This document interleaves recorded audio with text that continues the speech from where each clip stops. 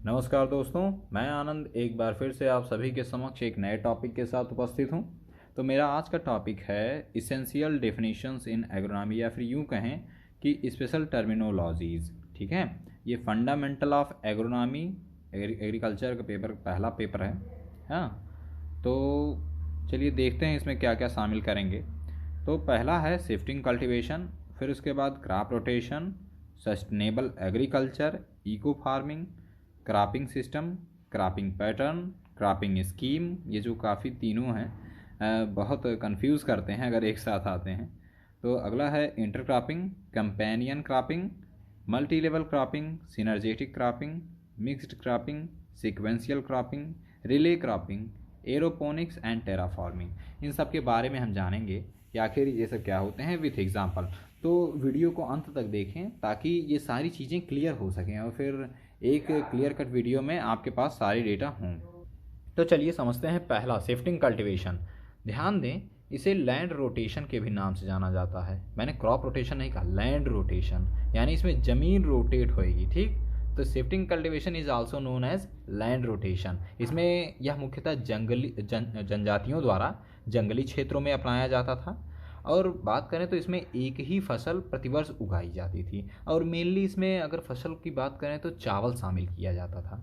तो कह सकते हैं कि इसमें चावल मुख्यतः उगाया जाता था और यह जनजातियों द्वारा जंगली क्षेत्रों में अपनाया गया था। Shifting cultivation is also known as land rotation, क्योंकि हम इसमें लैंड चेंज करते हैं, या फिर यूँ कहें कि फसल निश्चित होती है और ज़मीन अनिश्चित होती है। इसका तात्पर्य यह है कि हम एक ही फसल उगाएंगे लेकिन अनिश्चित ज़मीन पे। अनिश्चित ज़मीन का मतलब ये नहीं है कि हमारे पास अनलिमिटेड लैंड एक्सपेंशन है, जबकि इसका मतलब ये है कि एक निश्चित लैंड है। जैसे मान लीजिए 1 ही बीघा लैंड है, फिर हम उस पर कल्टीवेशन किए, फिर उसके बाद उसे छोड़ करके दूसरी जगह जा रहे हैं तो 1 बीघे में ही कर रहे हैं। ये नहीं, हमारे पास बहुत सारी ज़मीनें हैं। तो अनिश्चित ज़मीन का ये मतलब है निश्चित ज़मीन नहीं है, हम यही नहीं कर रहे, हम कहीं और कूद के जाके कर रहे हैं खेती, फिर कूद के दूसरी जगह जाके खेती कर रहे हैं। तो यही है शिफ्टिंग कल्टीवेशन कि फसल निश्चित है, हम उगाएंगे चवले, लेकिन ज़मीन अनिश्चित है। एग्जाम्पल के तौर पर देखें तो उत्तर पूर्वी राज्य, मैं उत्तर पूर्वी राज्य की बात कर रहा हूँ, फिर एमपी, मध्य प्रदेश, बिहार का छोटा नागपुर क्षेत्र तथा अन्य पठारी क्षेत्र इसके अंतर्गत आते हैं, जहाँ पे आपको लैंड रोटेशन यानी शिफ्टिंग कल्टीवेशन देखने को मिलता है। तो आते हैं अपने नेक्स्ट टॉपिक की ओर, क्रॉप रोटेशन यानी सस्यावर्तन, इसको हिंदी में कहते हैं, हालांकि इंग्लिश ही ठीक है। क्रॉप रोटेशन क्या है इसके बारे में समझते हैं। तो इसमें होती है निश्चित भूमि पर निश्चित अवधि में फसलों की क्रमित खेती। ठीक है, यानी एक निश्चित क्रम में खेती करेंगे कि पहले ये उगाएंगे, फिर ये उगाएंगे, फिर ये, लेकिन भूमि कौन सी है वही है। मतलब आपके पास एक चक है, उसी चक में आप अवधि के अंतराल पे, निश्चित अंतराल पे एक फसल लिए, फिर ये उगा रहे हैं। ठीक है, यानी निश्चित भूमि पर निश्चित अवधि में फसलों की क्रमित खेती या निश्चित क्रम में फसल तथा प्रति जमीन की खेती फसल चक्र कहलाती है।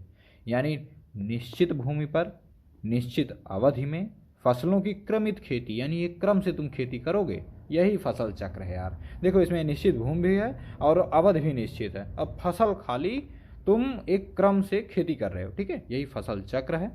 जैसे एक एग्जाम्पल के तौर पर मैं बात करूँ, कृषि वर्ष 1996-97 में पहले चावल उगाई गई एक निश्चित भूमि पर, फिर सरसों उगाया गया, फिर उसी भूमि पर मिर्च का प्रोडक्शन किया गया।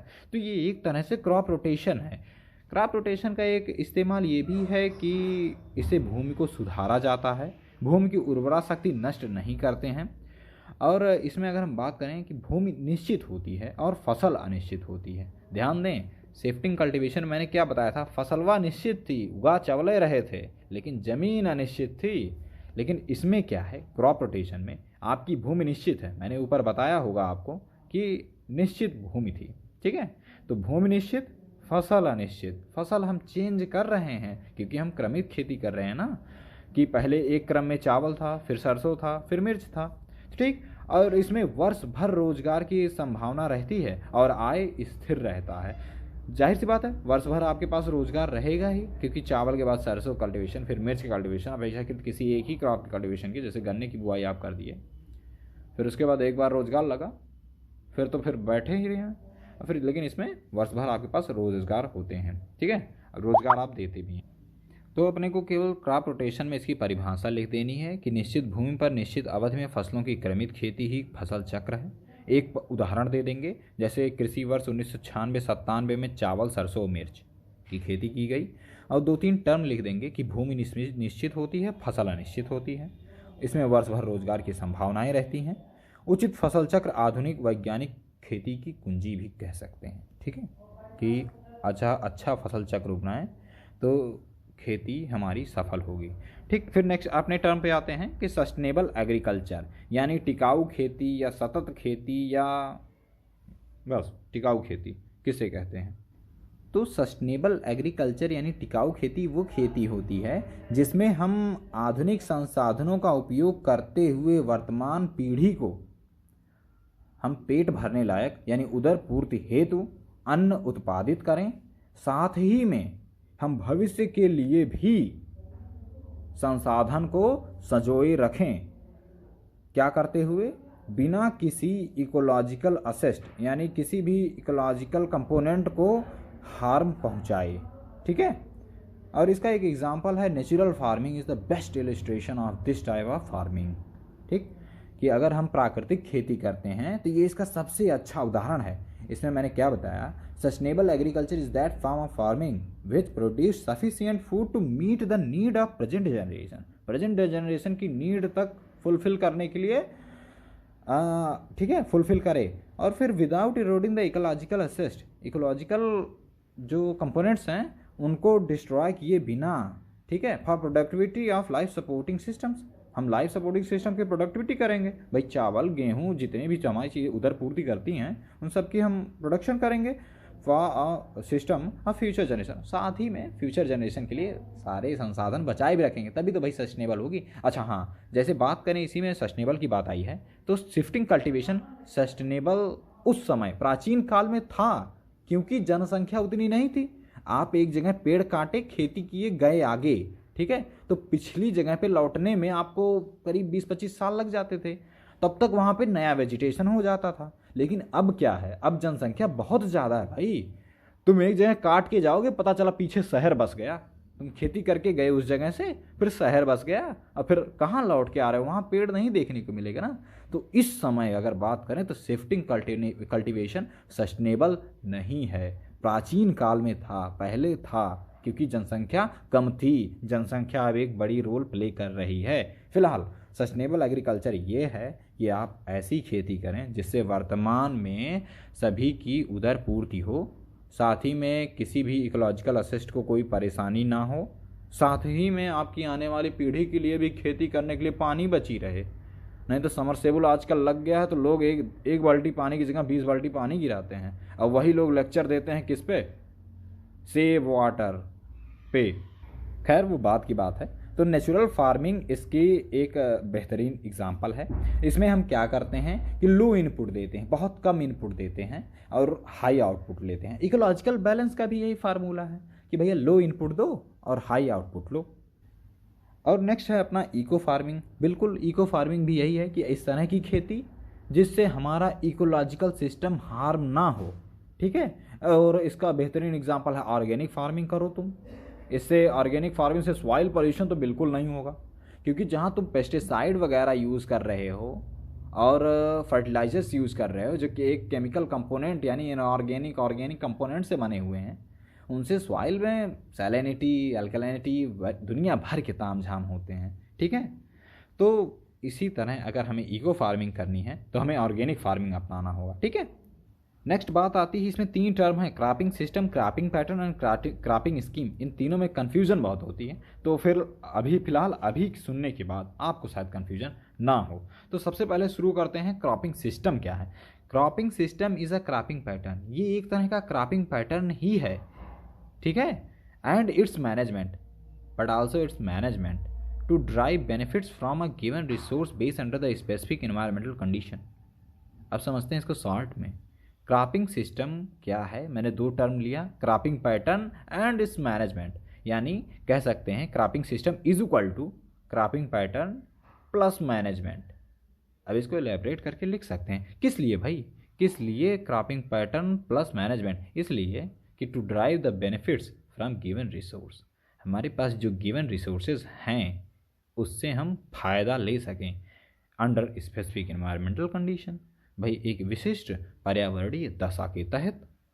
तो ठीक, क्रॉपिंग सिस्टम क्या है? क्रॉपिंग पैटर्न प्लस मैनेजमेंट, इतना याद रखो, इलेबरेट करके लिख लोगे। और हर एक चीज़ का एक ही मोटिव होता है कि हम ऑप्टिमम लेवल पे यील्ड कैसे लें और हम कैसे सारे रिसोर्सेज को यूटिलाइज करें, ये आगे हम प्रोडक्शन बेहतरीन कर सकें। तो ये रही क्रॉपिंग सिस्टम। ठीक, क्रॉपिंग सिस्टम अब मोनो लेवल पे भी होती है, मल्टीपल भी होती है। इसमें जैसे कि आप मल्टीपल फार्मिंग करें, मोनो फार्मिंग करें, अभी आगे मैं बताऊंगा कि मोनो फार्मिंग क्या है, मोनो कल्चर क्या है।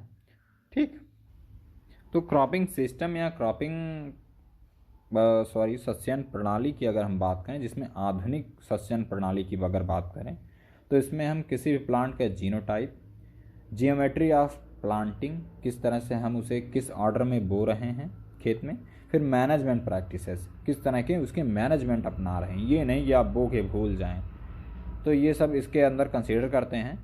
जनरली ज्योमेट्री ऑफ प्लांटिंग की बात करें तो इसमें शेप ऑफ प्लांटिंग पैटर्न की बात करते हैं हम, space of area available for individual plant, एक प्लांट के लिए तुम कितनी जगह छोड़ रहे हो, ठीक है, और एक किस शेप में तुम प्लांटेशन कर रहे हो, हेक्सागोनल है, ठीक है, रेक्टेंगुलर है, ठीक, किस फॉर्मेट में तुम उसकी किस क्या शेप दे रहे हो, ठीक है।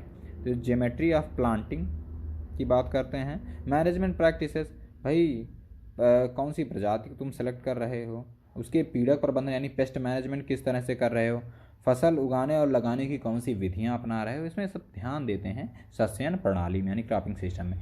नेक्स्ट अपनी बात आती है, हमने क्रॉपिंग सिस्टम में कहा था कि क्रॉपिंग पैटर्न प्लस मैनेजमेंट, तो अब जान लो क्रॉपिंग पैटर्न क्या है।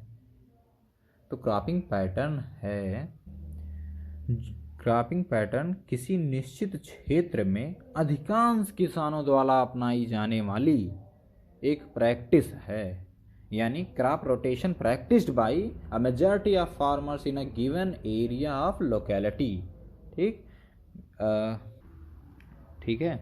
तो यहाँ एक ध्यान देने वाली बात यह है कि जो मिश्रित खेती होती है और जो कृषि प्रणाली है, ठीक, ये दो टर्म हैं, डिफरेंट टर्म हैं। तो मिश्रित खेती का उद्देश्य केवल अपना आप पेट भर लें, इतना ही भर है, फिर वो चाहे जैसे हो, आप चाहे नाइट्रोजन और यूरिया भर दें खेत में, चाहे जैसे हो, हमें ऑप्टिमम प्रोडक्शन चाहिए।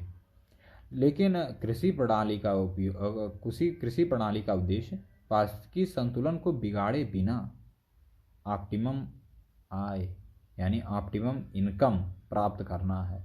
अब ऑप्टिमम इनकम कैसे मिलती है? ऑप्टिमम लेवल पे ग्रोथ होएगी, ऑप्टिमम लेवल पे प्रोडक्शन होएगा, और तो ऑप्टिमम लेवल पे इनकम मिलेगा, नहीं तो कुछ नहीं मिलेगा। तो नेक्स्ट है क्रॉपिंग स्कीम। क्रॉपिंग स्कीम की बात करें तो किसी फार्म पर निश्चित अवधि के लिए विभिन्न खेतों में फसल चक्रों को इस प्रकार लागू करना, यानी फसल चक्र किसी निश्चित अवधि में तुम इस प्रकार लागू कर रहे हो जिससे भूमि की उर्वरा शक्ति का ह्रास बिल्कुल ना हो और उत्पादन भी अधिकतम मिले। बस यही सस्ती योजना है, यानी क्रॉपिंग स्कीम है। क्या करोगे?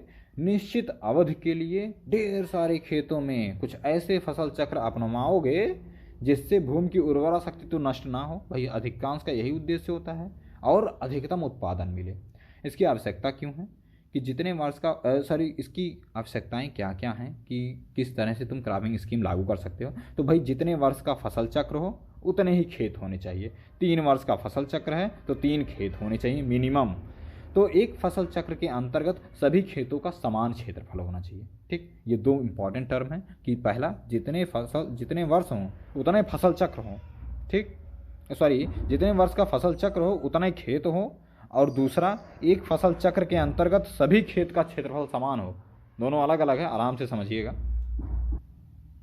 तो क्रॉपिंग सिस्टम की अगर बात करें, इसे भी इलेबरेट करते हैं मोनो मल्टीपल में भी आता है, फिर inter cropping, mixed cropping, sequential cropping and relay cropping. तो आइए, जो मृदा की उर्वरता को बनाए रखते हुए हम खेती कर रहे थे, तो इसी क्रम में इंटर क्रॉपिंग जाने। ठीक, तो इंटर क्रॉपिंग क्या है? इंटर क्रॉपिंग ज़्यादा कुछ नहीं है, एक निश्चित ज़मीन पर आप 2 या 2 से अधिक फसल उगाएं। ठीक, डिफिनिट रो अरेंजमेंट और इन अ फिक्स्ड रेशियो। यानी डिफिनिट रो अरेंजमेंट यानी चाहे 9 लाइन एक फसल की लगा दो, 1 लाइन एक फसल की लगा दो, ठीक है। फिर चाहे 5 लाइन एक फसल की लगा लो, चाहे 1 लाइन फसल की लगा दो, ठीक, फिर 1 लाइन फसल की लगा दो, इस तरह से with a definite row arrangement growing 2 और more crop simultaneously on the same piece of land is known as intercropping. और इंटरक्रॉपिंग और मिक्स्ड क्रॉपिंग में एक अंतर है। मिक्स्ड क्रॉपिंग में जो होती है, इनमें दोनों फसलें या तीनों फसल जितनी भी फसलें लगाओगे सब एक ही समय पर तैयार होंगी, लेकिन इंटरक्रॉपिंग में अलग अलग समय पर तैयार होने वाली फसलें उगाई जाती हैं। जैसे इंटरक्रॉपिंग में आएगा व्हीट एंड मस्टर्ड, 9 लाइन तुम गेहूं बो दो, 1 लाइन सरसों बो दो, ठीक। और हम चाहे स्टीरिया एंड रेड ग्राम की बात करें, 5 लाइन स्टीरिया की बो दो, सेटेरिया की बो दो, और 1 लाइन रेड ग्राम की बो दो, ठीक है। फिर उसके बाद स्ट्रिप क्रॉपिंग वगैरह आती हैं। स्ट्रिप क्रॉपिंग, स्किप क्रॉपिंग, ये सब फालतू के टर्म हैं, बहुत ढेर सारे हैं। खैर, नेक्स्ट अपना आता है कंपेनियन क्रॉपिंग। तो कंपेनियन क्रॉपिंग ऐसा इंटर क्रॉपिंग है, सभी इंटर क्रॉपिंग के मेथड्स ही हैं शायद, ऐसा अंतरसस्यन है जिसमें दोनों फसलों का उत्पादन उनके शुद्ध फसलों के उत्पादन के बराबर होता है। यानी कंपेनियन क्रॉपिंग कुछ इस तरह की क्रॉपिंग होती है कि अगर तुम आलू और गन्ने को साथ में उगा रहे हो, 1 बीघे में आधा बीघा आलू लगाए हो, आधा बीघा गन्ना लगाए हो, लेकिन दोनों को मिला के लगाए हो, 1 लाइन आलू की 1 लाइन गन्ना की, ठीक। तो अगर तुम आधा बीघा आलू कहीं और भी लगाते तो उसके बराबर का उत्पादन देता, साथ में इवन ज़्यादा ही उत्पादन दे देता है इंटरक्रॉपिंग में। तो यही कहना चाह रहे हैं कि ऐसा अंतरसेशन जिसमें दोनों फसलों का उत्पादन उसके शुद्ध फसलों के उत्पादन के बराबर हो, चाहे मस्टर्ड, पोटैटो, ऑनियन के साथ में शुगर केन उगा दो, ठीक है। ध्यान दें, उस समय शुगर केन छोटा छोटा होगा, नहीं तो आप कहें कि शैडो पड़ने लगेगी, ठीक। कंपेनियन क्रॉपिंग ये है। तो कंपेनियन क्रॉपिंग के बाद मल्टी लेवल क्रॉपिंग या फिर मल्टी स्टोरीड क्रॉपिंग जानेंगे। तो भूमि के किसी निश्चित क्षेत्र में विभिन्न ऊंचाई के फसलों को एक साथ उगा लो, वही है मल्टी क्रॉपिंग। इसमें ऊंचाई अलग अलग होगी, ज़मीन निश्चित है, यानी वही ज़मीनी में तुम अपने 1 बीघा ज़मीन में अलग अलग ऊंचाई के क्रॉप उगा लो, ठीक। It is based on anidation in space concept. अब एनिडेशन जो होता है वो 2 प्रकार का होता है, एनिडेशन इन स्पेस, एनिडेशन इन टाइम, ठीक है। एनिडेशन इन टाइम होता है कि इसमें समय कांस्टेंट होता है, एक ही समय में आप कई फसलें उगाते हैं, ठीक है, अलग अलग ऊंचाई की। एनिडेशन इन स्पेस का मतलब होता है कि एक एनिडेशन जनरली जान लो कि इट्स कॉम्प्लीमेंट्री इंटरेक्शन बिटवीन इंटरक्रॉप्स, इसको बाद में समझेंगे, ये अलग टर्म है। खैर, मल्टी स्टोरी में आता है, जैसे तुम ले लो शुगर केन के साथ में मस्टर्ड और इनके साथ में अनियन या फिर पोटैटो, ठीक। एक एग्जांपल देंगे, sugar cane plus mustard plus potato.